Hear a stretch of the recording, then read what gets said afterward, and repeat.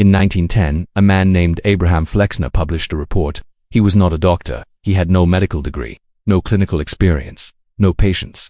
But the Carnegie Foundation hired him to evaluate every medical school in America. His report, funded by John D. Rockefeller, the largest investor in the emerging pharmaceutical industry, recommended closing more than half of all medical schools in the United States. Not the dangerous ones, not the ones producing bad outcomes. The ones teaching herbal medicine, hydrotherapy, naturopathy, nutritional healing. Within 20 years, over 40 medical schools had been shut down. The knowledge they carried was reclassified as unscientific. Their libraries were closed. Their professors retired or converted. By 1935, American medical schools taught one thing: pharmaceutical-based treatment. Everything else had been erased. Not disproven. Erased. The 20 methods on this list survived that erasure. They were practiced in kitchens and on porches and in country gardens for decades after the government decided you didn't need to know about them. Number 14 was federally approved for 150 years before it was reclassified. Number 7 was removed from nursing curricula in 1958. Not because it failed, because the replacement had just been patented. Number 3, the families who used it lived, on average, a decade longer than the families who replaced it with the modern version. Hit subscribe, because what they removed from medical education in 1935 may be the most important thing you never learned. Let us count them down. Number 20.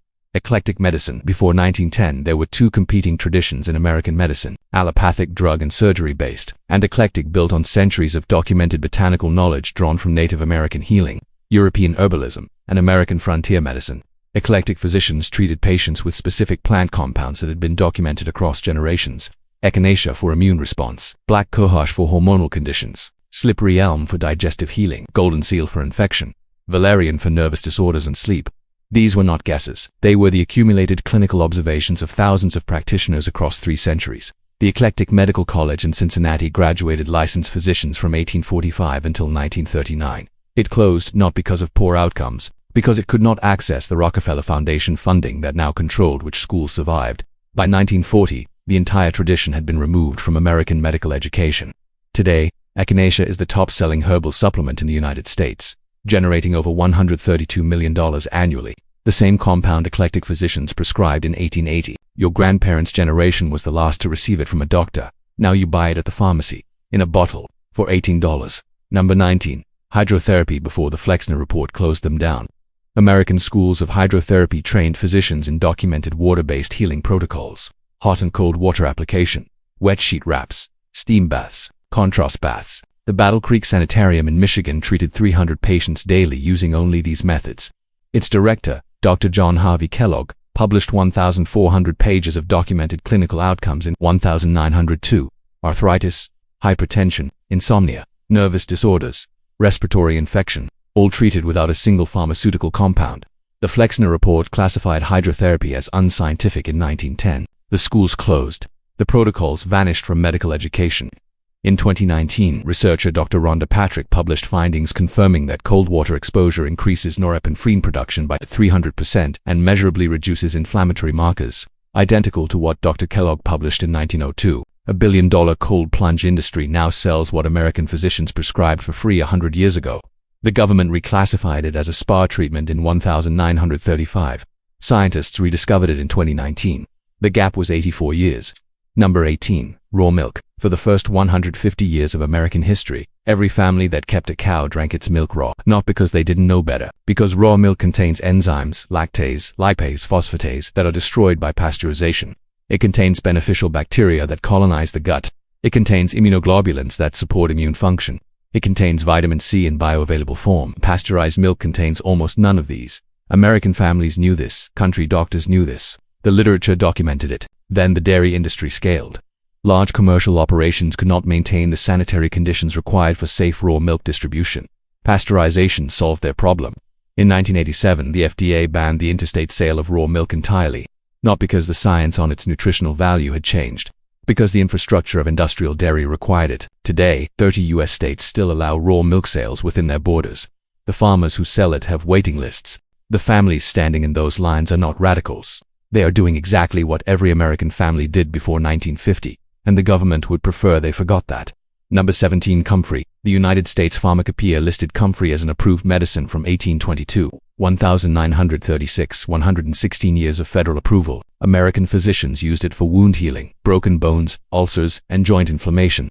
Its active compound allantoin accelerates cell regeneration at the molecular level.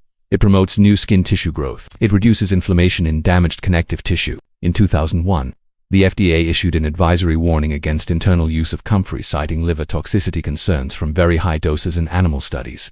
The advisory was not a ban, but it was enough. Within a decade, comfrey had disappeared from pharmacy shelves and clinical recommendation.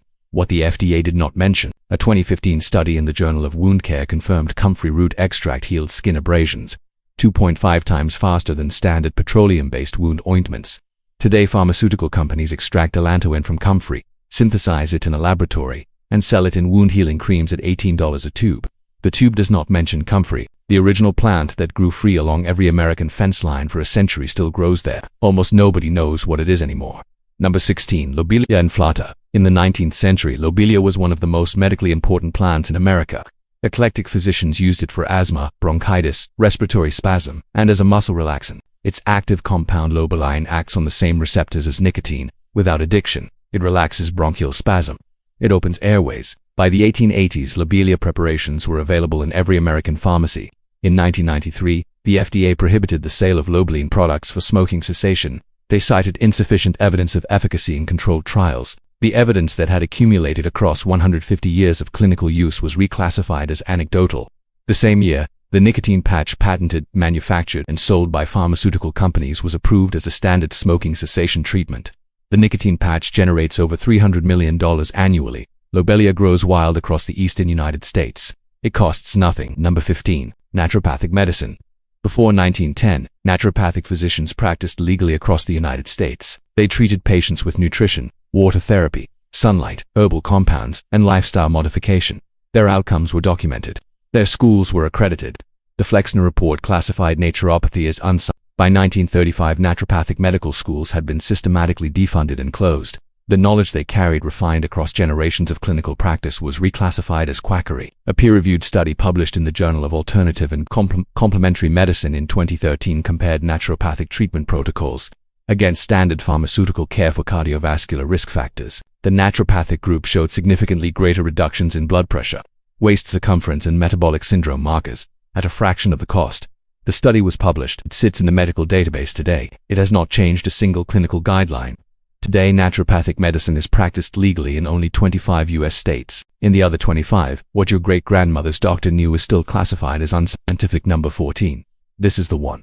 Pure gum spirits of turpentine. Listed as an approved medicine in the United States dispensatory from the 1800s through 1955, 150 years of federal medical approval. Physicians prescribed it internally for intestinal parasites, bladder infections, fungal overgrowth, and rheumatism.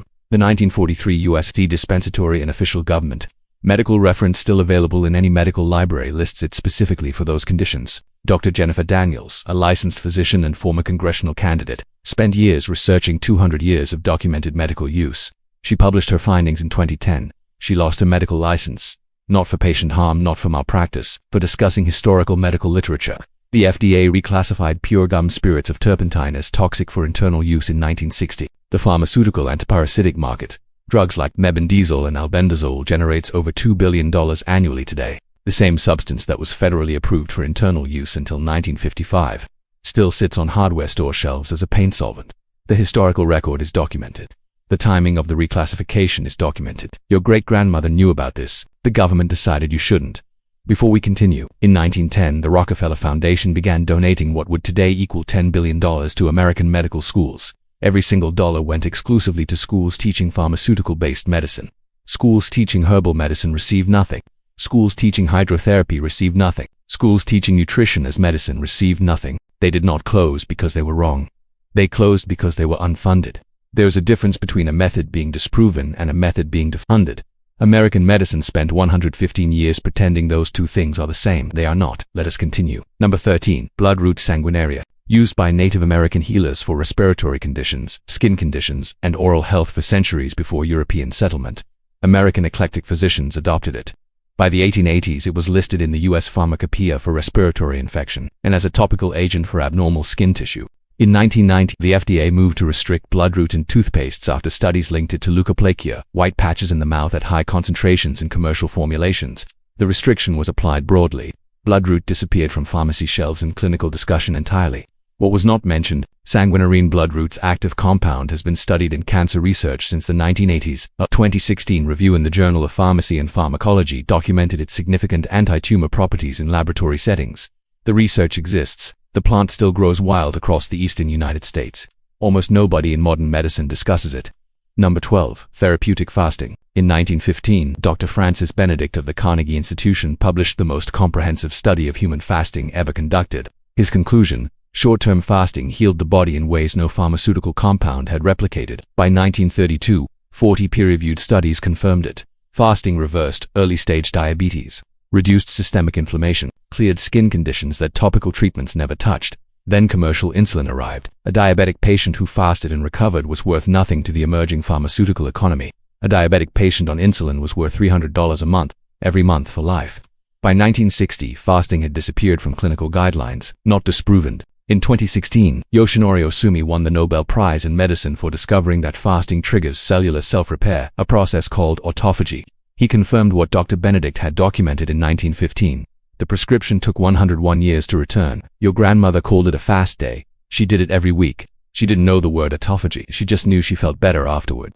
Number 11. Colloidal silver. Before penicillin, silver was the antibiotic, not metaphorically, literally. Every American hospital before 1940 used silver solutions on infected wounds. A 1938 study documented silver's effectiveness against 650 different pathogens. The most broad-spectrum pharmaceutical antibiotic today covers perhaps 15. In 1938, the same year pharmaceutical antibiotics began their commercial journey. The FDA reclassified colloidal silver as requiring drug approval for medical claims, not because it was dangerous, because it competed with everything the pharmaceutical industry was about to build.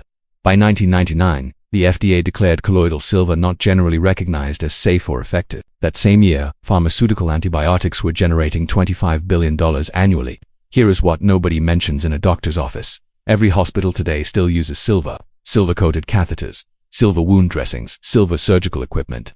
They just charge $400 for the application and never tell you what the active ingredient is.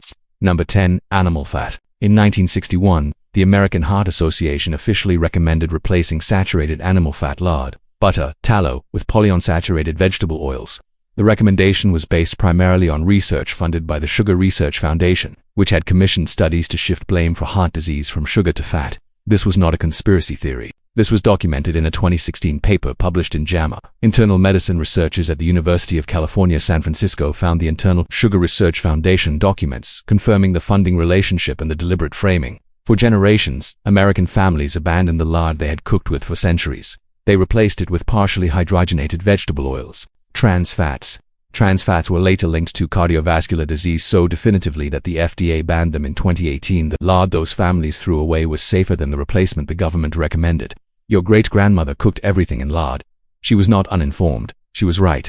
Number 9. Golden seal Hydrastis canadensis, listed in the U.S. Pharmacopoeia from 1831 to 1955. 124 years of federal medical approval. Eclectic physicians used it for mucous membrane infections, digestive disorders, urinary tract infections, and eye conditions. Its active compound, berberine, has measurable antimicrobial, anti-inflammatory, and blood sugar regulatory properties. A 2008 study published in the journal Metabolism confirmed berberine as effective as metformin, the standard pharmaceutical treatment for type 2 diabetes at reducing blood glucose levels.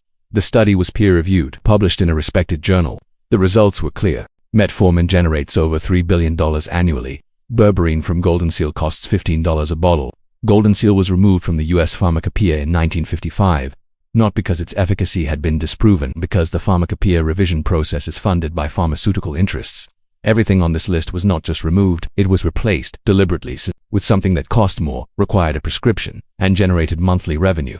The Flexner report did not improve American medicine. It converted American medicine from a healing tradition into a revenue model. The next 6 entries are what that conversion cost the American people. Number 8. Bone broth as clinical medicine. Walk into any American hospital before 1955 and the recovery ward had a stock pot, not in the cafeteria. On the ward, physicians prescribed bone broth to post-surgical patients, pneumonia survivors, and anyone whose body needed to rebuild. A 1934 study in the archives of pediatrics documented children recovering from dysentery. Those given bone broth recovered dramatically faster than those given standard saline solutions. The mechanism was the gelatin. Collagen broken down during long simmering lines and repairs the intestinal wall. Glycine supports liver detoxification. The minerals absorb directly into the bloodstream. Hospital food service was industrialized in the 1950s. Campbell's canned broth replaced scratch-made stock. The nutrition was gone. The budget looked better. By 1965, bone broth had disappeared from every American hospital ward. The government did not ban it. The government funded the industrial food system that replaced it. Your grandmother made it every Sunday. She was running the exact protocol that post-surgical patients once received in hospitals, for free. Number 7. High-dose vitamin C. In 1970, Linus Pauling published Vitamin C and the Common Cold. Linus Pauling had won 2 Nobel Prizes, not 1, 2. His finding high-dose vitamin C far beyond the government's recommended daily allowance dramatically reduced the duration and severity of viral illness and showed measurable potential in supporting cancer treatment. The medical establishment dismissed him. The FDA's recommended daily allowance for vitamin C is 65 to 90 milligrams. Pauling recommended doses 100 to 1,000 times higher for therapeutic effect. A 2017 systematic review in seminars in preventive and alternative medicine confirmed that high-dose vitamin C reduces the duration of hospital stays, supports immune function, and reduces inflammatory markers in critically ill patients. Vitamin C cannot be patented. It costs cents per dose. The government's official position has not meaningfully changed since 1970. The pharmaceutical industry's interest in funding research on an unpatentable compound remains exactly zero. Linus Pauling, 2 Nobel Prizes, was dismissed as a crank because he was telling you something free would work. Number 6. Prescribed sunlight. In 1903, Niels Finsen won the Nobel Prize in Medicine, not for a drug, not for a surgical technique, for using concentrated sunlight to cure tuberculosis of the skin. Within 20 years, heliotherapy clinics operated in every major American city. Physicians wrote sunlight prescriptions, specific durations, specific times of day, on a prescription pad. In the 1930s, the U.S. government formally recommended daily sunlight exposure to parents across the country to prevent rickets. Official public health policy, written down, distributed. Then the sunscreen industry arrived. Through the 1970s and 1980s, manufacturers built a commercial empire on a single reframing: sunlight was dangerous. By 1989, sun avoidance had become officially health-conscious behavior. Vitamin D deficiency now affects 40% of American adults. The vitamin D supplement market generates over $1 billion annually. Harvard Medical School published research in 2019 confirming that 20 minutes of daily midday sun reduces all-cause mortality by 29%. No drug on the American market achieves that outcome. The government recommended sunlight in 1930. It recommended avoiding sunlight by 1989. The only thing that changed between those 2 decades was who was funding the recommendations. Number 5. Castor oil. The United States Pharmacopoeia listed castor oil as an approved medicine from 1820 through 1947, 127 years of federal medical approval. Physicians used it for inflammation, immune support, wound treatment, digestive disorders, and joint pain. Its active compound, ricinoleic acid, binds to prostaglandin receptors and reduces inflammation at the cellular level. Dr. William McGarry spent 40 years documenting its immune-stimulating effects. His peer-reviewed finding: castor oil packs measurably increase lymphocyte production, the immune cells your body uses to fight disease. Published, peer-reviewed, completely ignored. Then petroleum-based products were aggressively marketed as the modern alternative. Castor oil had no patent, no manufacturer, no profit margin. It disappeared from the prescription pad. Not because it stopped working, because it cost 15 cents a bottle, and nobody could make money from it. Your grandmother kept it in the kitchen. It is still on the bottom shelf of your pharmacy, exactly where the system prefers it to stay. Number 4. Food as medicine. In 1926, Dr. Albert Rowe published Food Allergy. He documented that removing specific inflammatory foods from the diet resolved chronic conditions that pharmaceuticals could not touch: migraines, asthma, eczema, arthritis, depression, all resolved through dietary intervention alone. In 1992, The Lancet published a study using his protocol on childhood migraines. 93% of children became completely symptom-free. No drug trial in history has matched that outcome. The study was published, acknowledged, and never incorporated into standard clinical guidelines because you cannot patent a diet. You cannot prescribe food and charge for a monthly refill. The USDA food pyramid, introduced in 1992, the same year that Lancet study was published, recommended 6 to 11 servings of grains daily. The grain industry contributed heavily to the lobbying that shaped that pyramid. Your grandmother called it cutting out rich food when you weren't well. She had been doing it for decades before anyone gave it a name. Science confirmed it in 1992. The government ignored the confirmation. Number 3. Sleep. Before the industrial economy needed night shifts, American physicians prescribed sleep as a primary treatment for almost every acute illness, not as a supplement to medication. As the treatment, sleep prescriptions, specific hours, specific darkness requirements, written on a prescription pad. A 2019 study in Nature confirmed that a single night of poor sleep increases accumulation of amyloid beta, the protein directly linked to Alzheimer's disease, by 5%. One night. A 2023 study in JAMA found that consistent, adequate sleep reduced cardiovascular mortality by 34%. No pharmaceutical product achieves that outcome. The sleeping pill industry generates $80 billion annually, not treating a disease, treating a deficiency that the industrial economy created, and that the medical establishment enabled by abandoning the prescription that would have prevented it. Your grandparents went to bed when it got dark. Their doctors told them to. We removed the prescription. Then we sold $80 billion worth of pills to replace what darkness used to do for free. Number 2. Fermented foods. Before refrigeration, American families fermented everything. Sauerkraut, pickles, fermented beets, sourdough, kefir, buttermilk, not by choice, by necessity. Fermentation preserved food without cold storage. In doing so, they were maintaining something that modern science did not name until the late 20th century: the gut microbiome. A 2021 study published in Cell confirmed that a high fermented food diet increases microbiome diversity and measurably decreases inflammatory markers within 10 weeks. The industrialization of the American food supply in the 1950s and 1960s eliminated fermented foods from the standard diet almost entirely. The processed food industry needed shelf stability. Fermentation competed with that. The probiotics industry now sells back what was removed at $40 a bottle per month. The sauerkraut crock in your great-grandmother's cellar contained more live cultures than any supplement currently marketed in the United States. The government did not ban fermented food. It funded the industrial food system that replaced it. And now it wonders why 70% of Americans have some form of digestive disorder. Number 1. The most important thing the government hoped Americans would never remember is not a remedy, not a herb, not a protocol, not a compound. It is the knowledge of what happened in 1910. In 1910, Abraham Flexner, funded by Rockefeller money, acting on Carnegie authority, published a report that restructured the entire medical education system of the United States. It was presented as a quality improvement initiative. It was a corporate takeover of medical knowledge. Before 1910, American physicians were trained in multiple healing traditions: botanical medicine, hydrotherapy, nutrition, eclectic and homeopathic approaches, all documented, all producing outcomes, all available alongside pharmaceutical approaches in a competitive medical marketplace. After 1910, that marketplace was closed, not by legislation, not by scientific consensus, by funding. The Rockefeller Foundation donated what would today equal $10 billion to medical schools that taught pharmaceutical medicine. Schools that taught anything else received nothing, and nothing, in the cost environment of early 20th century medical education, meant closure. By 1935, the transformation was complete. An entire generation of American physicians graduated knowing nothing but pharmaceutical intervention. Their patients knew nothing else. Their patients' children knew nothing else. And their children's children, who are now in their 60s and 70s, watching this video, inherited a medical system that had been shaped not by clinical evidence, but by the financial interests of men who owned the companies that manufactured the treatments. This is not a theory. This is documented history, published in peer-reviewed journals, available in university libraries. The Flexner report itself is publicly available. The Rockefeller Foundation donation records are publicly available. The closure records of every herbal and eclectic medical school are publicly available. None of it is secret. It is simply not taught. Not in schools, not in doctors' offices, not in government health guidelines. Because the system that resulted from 1910 is the same system that funds the research, trains the physicians, writes the guidelines, and lobbies the regulators today. The 20 methods on this list were not lost. They were deliberately removed from the knowledge base of every American physician trained after 1935, and the families who kept practicing them on kitchen tables and back porches, with cast iron pots and garden herbs, and a flannel cloth and a jar of raw honey, were called old-fashioned. They were the ones who remembered. They were right. The government hoped you would never connect these dots. The funding, the closures, the reclassifications, the timing. Every removal on this list happened within years of a profitable pharmaceutical replacement entering the market. That is not coincidence. That is a business model. Try one of these tonight. Just one. Then come back and tell me what your grandmother used that your doctor never mentioned. Drop it in the comments.